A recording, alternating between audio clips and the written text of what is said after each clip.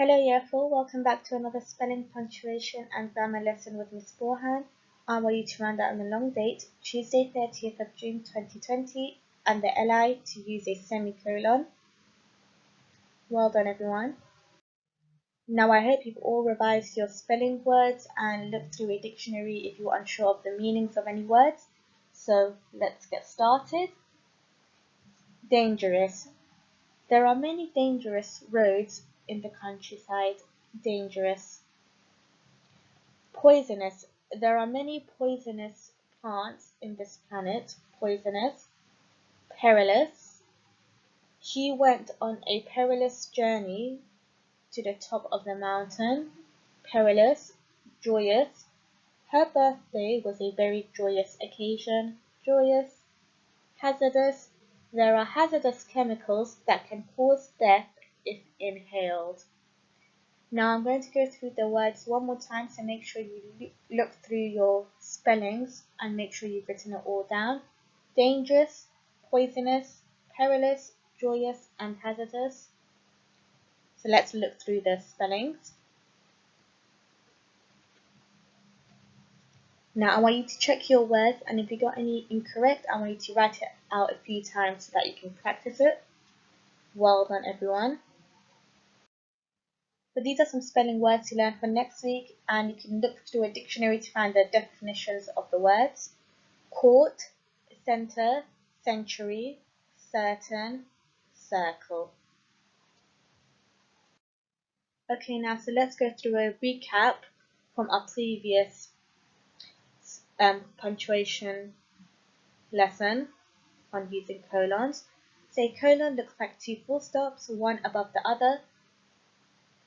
And a helpful thing to remember about colons is that because they look like two full stops, they can only be used at the end of an independent clause. So each clause has to make sense by itself. So that's when you can use a colon. They're used to expand ideas, and it's also used to introduce an idea that is an explanation or continuation of the one that comes before the colon. Remember that colons can be used for explaining something, giving examples of something. Now, what was the third one? Do you remember? Or when you're using quotations. So well done if you recall that. Let's look through example sentences. There was only one thing the wolf wanted to do now. Colon, eat that juicy little Red Riding Hood. So do you think this is an explanation, giving an example of something, or quotation? This is giving an explanation because it's explaining what the wolf wanted to do. The flaw in the wolf's plan was clear to see. Colon, he looked nothing like Grandma. Colons are also used to introduce a list. So there were a few reasons that the wolf did not make a convincing Grandma. Colon, his ears, his eyes, his ears, his gruff voice, and his sharp, pointy teeth. And Little Red Riding Hood carried a selection of provisions for Grandma. Colon, a loaf of bread, some apples, and a freshly wrapped pat of butter. Now, as you can see, there's a colon here after Grandma, and then you have a loaf of bread, comma, some apples, and a freshly wrapped pat of butter. So remember, we add commas when we're introducing a list, and at the end we write and. Now let's see what we can use semicolons for. A semicolon contains a comma and a full stop. So this is how it's written down. It is helpful to remember this. A semicolon is stronger than a comma, but not as final as a full stop. Semicolons are used to link sentences that are closely related. Let's look through this example. The wood was silent and absolutely still, semicolon. Little Red Riding Hood realized that she had not truly seen its beauty until now. As you can see, these sentences are closely related because they're talking about the wood. So the semicolon works perfectly here to allow a smooth transition between sentences. A full stop between the sentences might detract from the impact of Little Red Riding Hood's observation and create too great a stop. Using a comma here would be incorrect because a comma cannot be used to link two independent sentences. In these sentences, they both make sense on its own, which is why you can't use a comma in between them.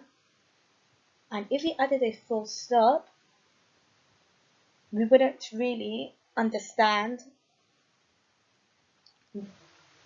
the beauty of the wood and what was Little Red Riding Hood's observation of that.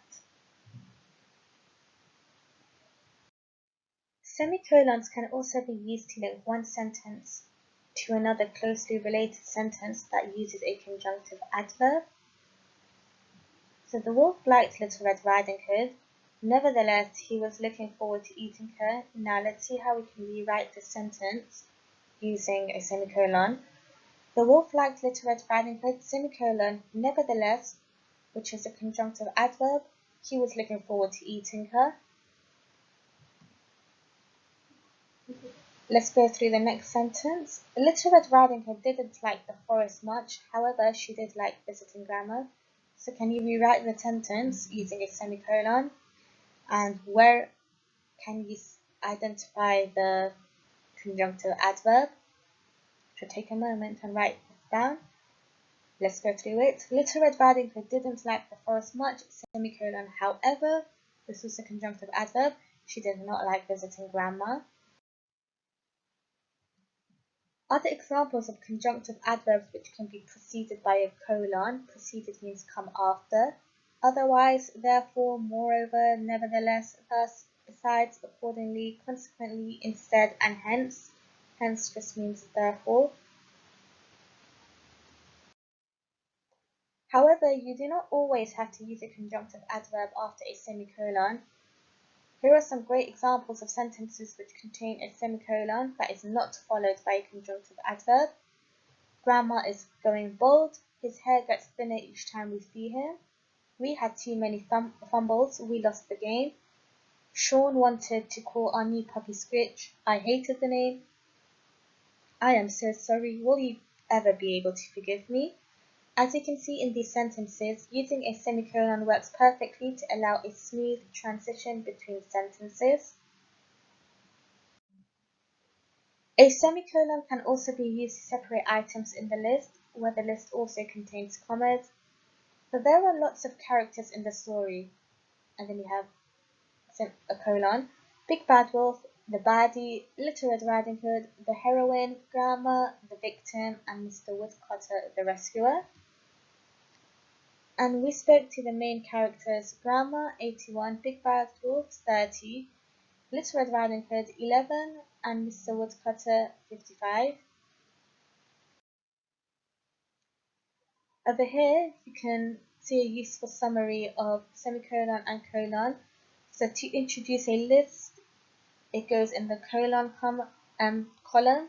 To separate items in a list, semicolon. To link closely related sentences, semicolon. To expand a given idea, so to give more information about the idea, a colon. To introduce a quotation, colon. And to join sentences which use an adverbial, semicolon, so you can see the differences between semicolon and colon.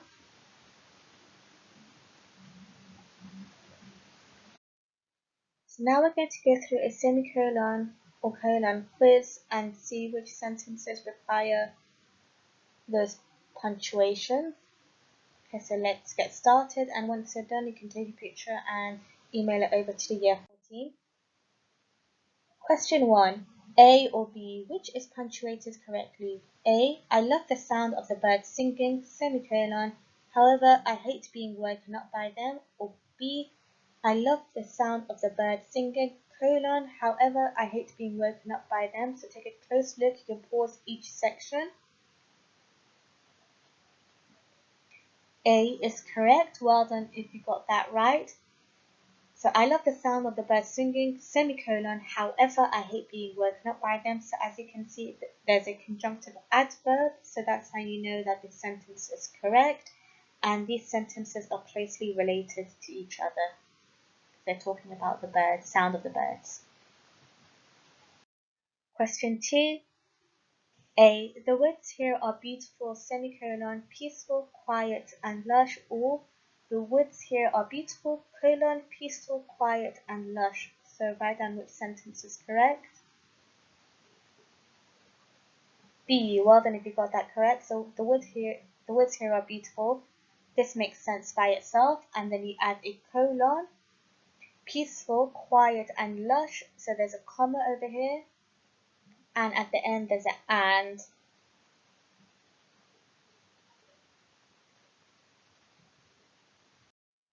Question 3. A. Mother's words came to me, semicolon, take care of the woods, and these are in inverted commas. Or B. Mother's words came to me, colon, take care in the woods. And there's inverted commas. Which one is correct? B is correct. Well done if you got that right, because remember that colons also introduce quotations. And the last question. Little Red Riding Hood took the map with her, semicolon, it was not very helpful, or Little Red Riding Hood took the map with her, colon, it was not very helpful. A is correct. Well done, you've got this right, because these sentences are closely related to each other. Well done, everyone. And if you didn't get some of them right, just go through your answers and see where you went wrong. Okay, so now let's go through the task. Here is your 1-star activity.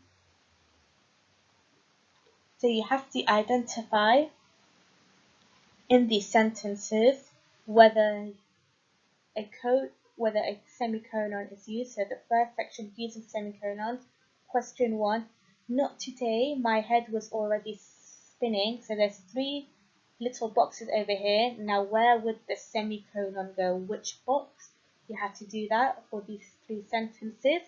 And then in the colons section, you do the same. So you read out the sentences and you draw a colon in the correct position. So question 1, it wasn't much of a costume, just one of Hassan's foster dad's shirts over some joggers.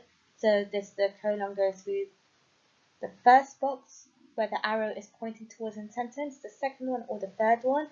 So that is your 1-star activity. So you'll find this on the Year 4 online learning platform.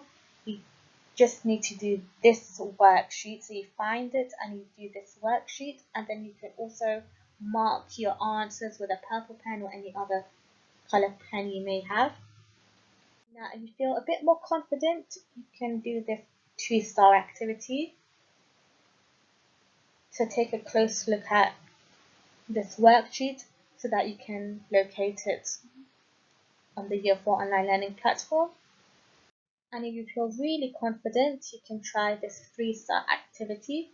So take a close look at this worksheet and locate it on the Year 4 online learning platform, and then you can also mark your work before you send it in. And once you're done, remember to email it over to year4@grange.harrow.sch.uk. Well done, everyone, and see you in tomorrow's lesson.